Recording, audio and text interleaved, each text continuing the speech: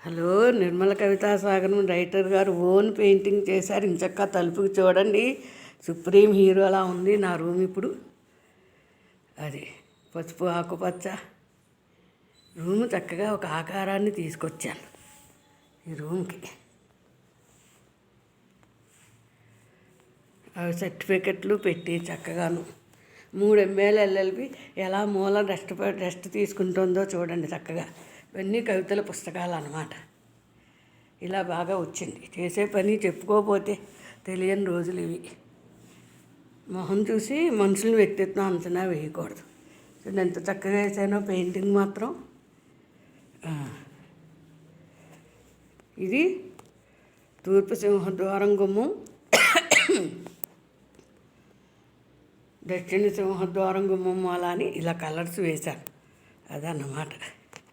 తెలుపు ఆకుపచ్చ తూర్పు సింహద్వారం చాలా మంచిది. రవికి బుధుడు మంచోడు కదా, పడమరగా వస్తున్నాం. తెలుపు శుక్రుడు మంచోడు, లోపల ఎంట్రన్స్ అవుతుంటే అందుకు ఇలా వేసాం. పర్వాలేదు. దేవుడు భక్తి అంటూ ఎప్పుడు ఎవరిని కూడా హింసలు పెట్టలేదు.